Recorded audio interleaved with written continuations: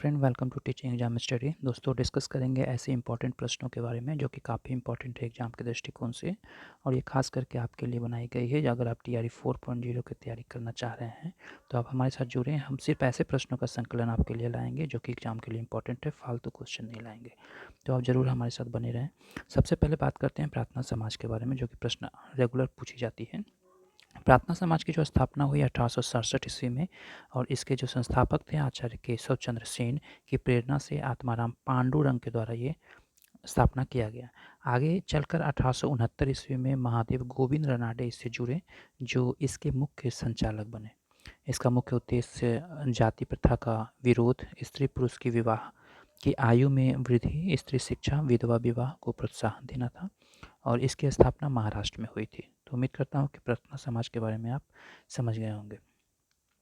आगे बात करते हैं देव समाज के बारे में। देव समाज की जो स्थापना हुई 1887 ईस्वी में शिव नारायण अग्निहोत्री के द्वारा लाहौर में इसकी स्थापना की गई थी, और इस समाज ने आत्मा की अमरता, गुरु की महत्ता पर बल दिया था। इसकी पुस्तक देवशास्त्र थी। आगे देखते हैं सत्यशोधक समाज, जो कि मल्टीपल टाइम एग्जाम में पूछी जाती है। इसकी स्थापना 1873 ईस्वी में हुआ था सत्यशोधक समाज की, और इन्होंने ज्योतिबा फूले जी ने इनकी स्थापना की। और इस समाज द्वारा पाखंडी ब्राह्मण एवं उनके अवसरवादी धर्म ग्रंथों से निम्न जातियों की आवश्यकताओं पर बल दिया गया। और ज्योतिबा फूले की प्रसिद्ध पुस्तक गुलामगिरी है, और इस आंदोलन का उद्देश्य पिछड़े वर्गों का उत्थान करना है। आगे देखते हैं राधा स्वामी सत्संग। राधा स्वामी सत्संग इस आंदोलन की स्थापना 1861 ईस्वी में शिवदयाल साहब ने की थी। गोपाल हरि देशमुख, महाराष्ट्र के समाज सुधारक गोपाल हरि देशमुख ने लोक हितवादी के रूप में इस विख्यात है, और खादी वस्त्र पहनकर 1876 ईस्वी में दिल्ली दरबार में उपस्थित हुए थे। आगे देखते हैं थियोसोफिकल सोसाइटी। इसकी स्थापना रूसी महिला मैडम H.B. ब्लातवस्की और कर्नल अलकाट के द्वारा 1875 ईस्वी में न्यूयॉर्क में हुई थी। 1882 ईस्वी में मद्रास में इसका मुख्यालय स्थापित किया गया। 1889 ईस्वी में इससे एनी बेसेंट जुड़ी। The servants of India society की इसकी स्थापना 1905 ईस्वी में गोपाल कृष्ण गोखले के द्वारा किया गया था। तत्वबोधनी सभा, इसकी स्थापना 1839 ईस्वी में देवेंद्रनाथ टैगोर के द्वारा किया गया। बहिष्कृत हितकारिणी सभा, इसकी स्थापना बाबा साहेब भीमराव अंबेडकर के द्वारा किया गया।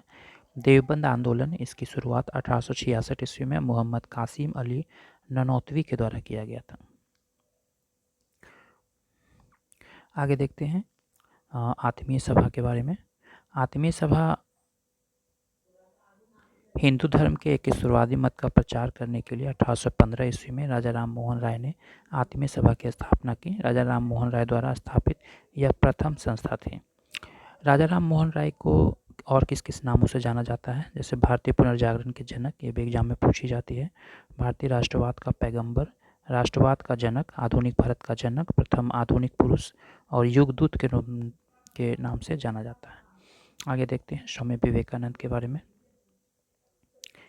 नवीन हिंदू के प्रचारक थे। 1893 ईस्वी में शिकागो के विश्व धर्म सम्मेलन में भाग लिया। स्वामी विवेकानंद व्यवहारिक वेदांत प्रतिपादक थे, और स्वामी विवेकानंद ने ज्ञान योग, कर्मयोग तथा राजयोग नामक पुस्तकें लिखी। रामकृष्ण मिशन, इसकी स्थापना 1897 ईस्वी में स्वामी विवेकानंद ने की। इसका मुख्यालय हावड़ा के बेलूर में खोला गया था।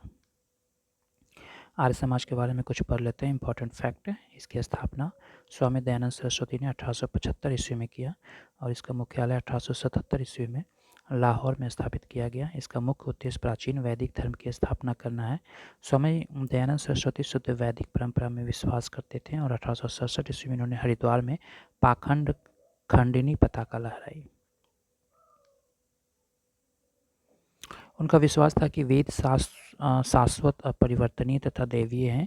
इन्होंने वेदों की ओर लौटो का नारा दिया, और इनके इन्हीं धार्मिक प्रयासों के कारण भारत का मार्टिन लूथर कहा जाता है। इसकी प्रस्तुत पुस्तक सत्यार्थ प्रकाश थी, और इन्होंने हिंदू धर्म में वापसी के लिए शुद्धि आंदोलन भी चलाया।